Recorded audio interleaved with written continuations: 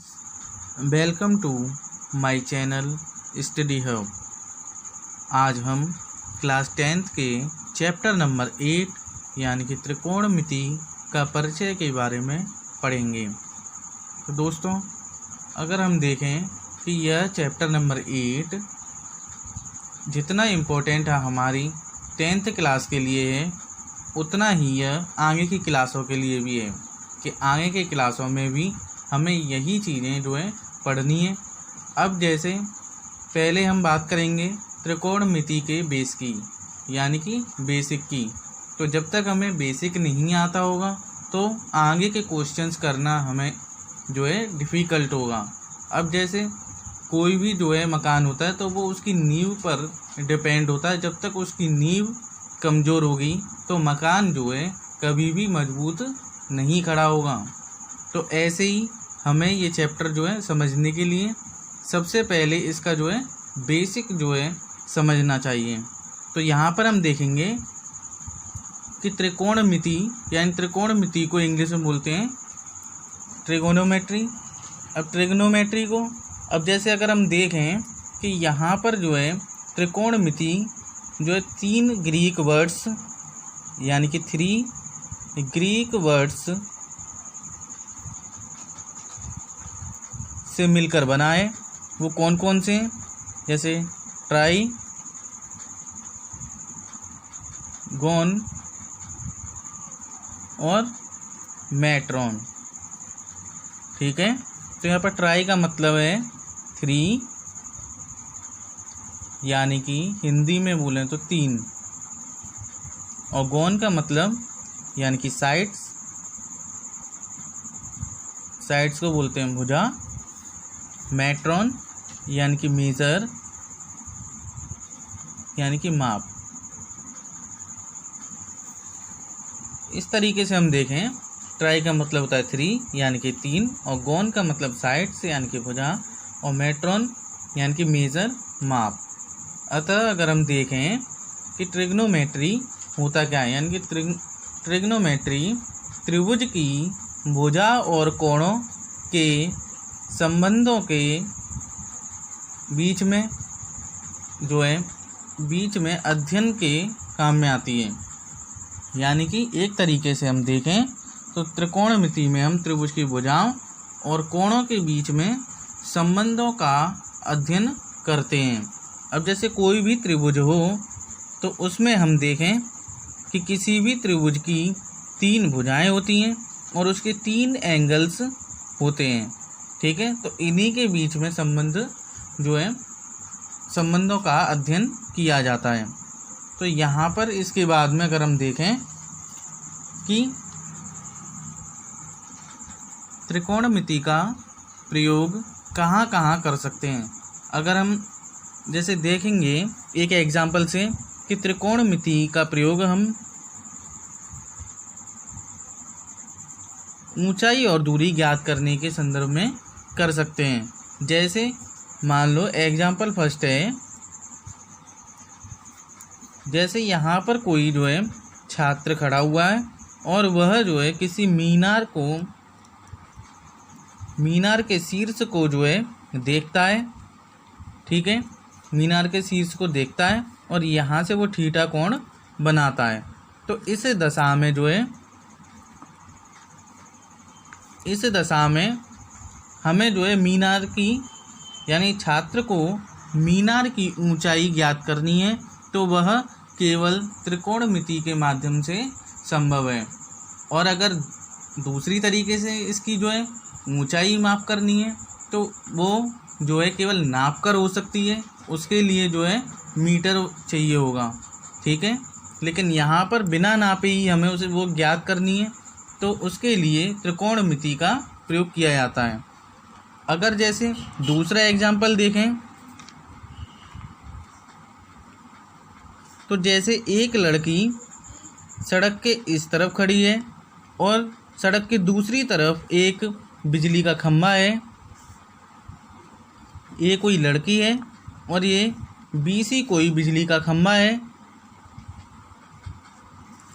और ये इसे जो है थीटा डिग्री के कोण से जो है बिजली के खंभे के शीर्ष को देखती है तो हमें जो है सड़क की चौड़ाई ज्ञात करनी होगी, तो वह भी केवल त्रिकोणमिति के द्वारा ही संभव है। तो इस तरीके से ऊंचाई और दूरी के प्रयोग में त्रिकोणमिति का प्रयोग होता है। अब जैसे हम देखें, इसके बाद में आते हैं कि त्रिकोणमिति अनुपात। तो यहाँ पर हम देखेंगे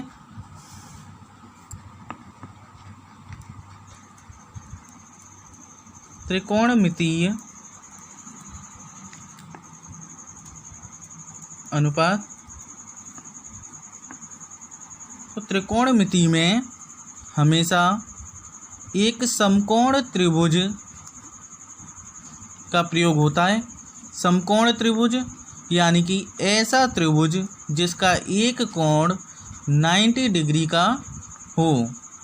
यानी कि यहाँ पर हमने बनाया है त्रिभुज ABC, यानी कि इसमें देखें तो ये B वाला एंगल कितने का हो गया, 90 का हो गया, और बाकी के अगर अदर देखेंगे तो ये 90 से छोटे होंगे, क्योंकि त्रिभुज के तीनों कोणों का योग 180 होता है।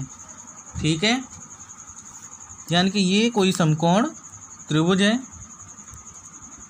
और यहाँ पर हम देखेंगे कि ये मान लिया हमने कोई कोण थीटा है, यानी कि थीटा क्या होता है, किसी भी कोण की माप, यानी कि कोण की कोई एक माप, एक तरीके से इंडिकेटर मान लीजिए इसे, जो कोण की माप को जो है दर्शाता है।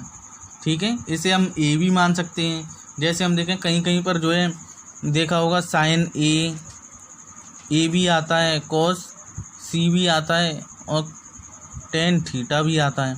तो इस तरीके से हम जो है एक तरीके से मान लें ये ए सी और ये थीटा, ये क्या होंगे, कोणों की माप होगी।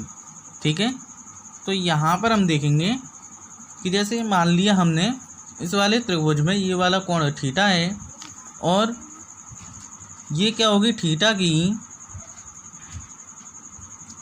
संलग्न भुजा,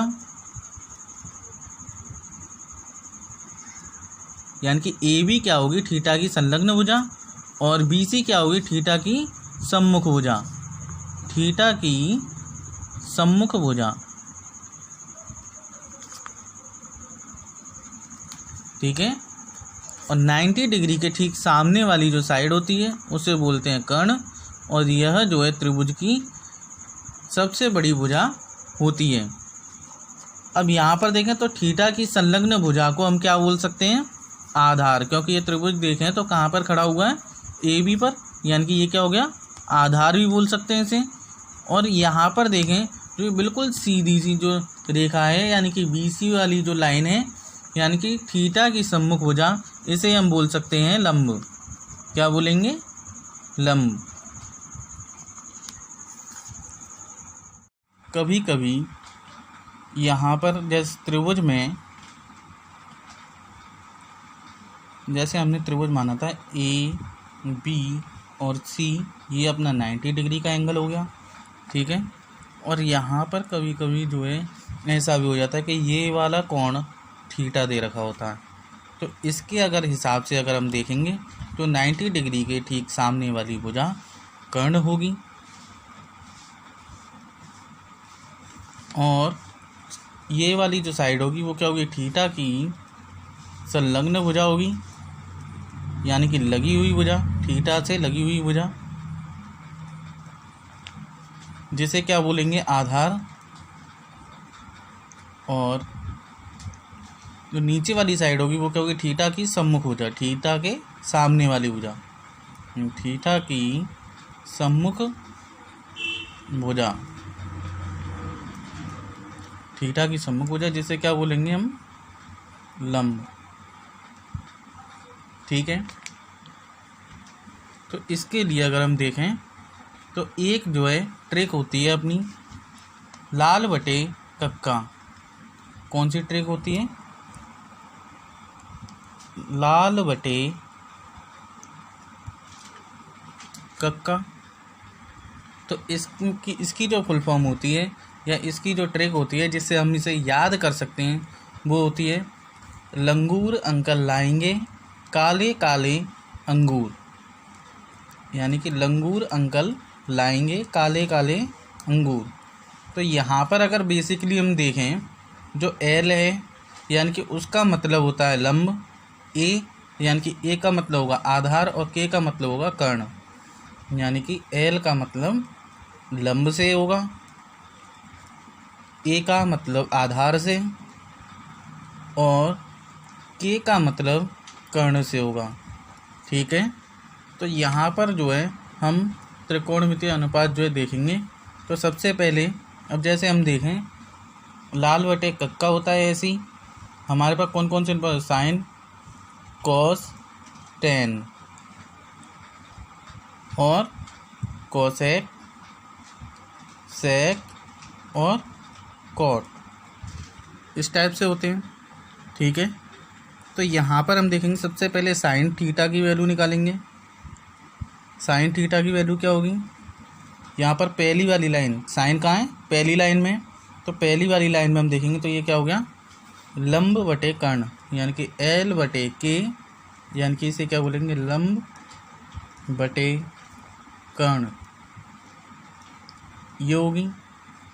कॉस की निकालेंगे तो बीच वाली लाइन यानी कि ए अपॉन के, यानी कि cos theta equal to A upon के, ए का मतलब आधार और के का मतलब कर्ण से। ठीक है, अब इसके बाद में टेन आएगा तो टेन का भी हम निकालेंगे। टेन का क्या होगा एल अपॉन ए, यानी कि ten theta equal to L upon A, यानी कि लंब बटे आधार, लंब बटे आधार। और यहाँ पर अब कॉसेक की निकालेंगे तो कॉसेक के लिए क्या होगा उल्टा लेंगे, पहले ये आएगा उसके बाद में ये वाला आएगा, यानी कि के अपॉन एल। कॉसेक के लिए क्या करेंगे के अपॉन एल, यानी कि के क्या होगा कर्ण और एल यानी कि लंब। हम ऐसे ही कॉसेक के बाद में सेक को लेंगे तो सेक थीटा इक्वल टू,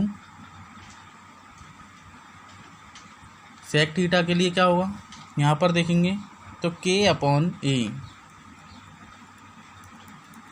के का मतलब कर्ण और ए का मतलब आधार, यानी कि कर्ण बटे आधार। अब क्या बचा कॉट, तो कॉट थीटा इक्वल टू आधार बटे लंब, यानी कि ए अपॉन एल, यानी कि आधार बटे लंब।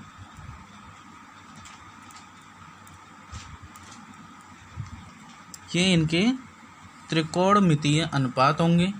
ठीक है, और हमने जो है पिछली क्लासों में एक प्रमेय पढ़ी है। ठीक है, तो उसका भी यूज इसमें होगा। तो जैसे हम देखें कि ये कोई एक त्रिभुज है, यहाँ पर ए बी और ये सी, इस टाइप से है कोई त्रिभुज है। यहाँ पर बी वाला जो एंगल होगा वो 90 डिग्री का होगा, तो 90 डिग्री के ठीक सामने वाली भुजा क्या होगी कर्ण होगी।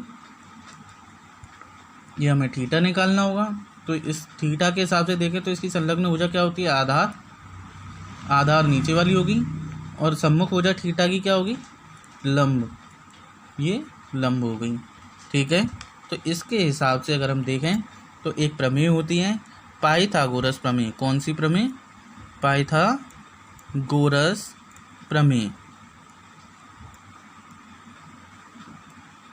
तो पाइथागोरस प्रमेय देखेंगे क्या होती है कि कर्ण का स्क्वायर बराबर लंब का स्क्वायर प्लस आधार का स्क्वायर।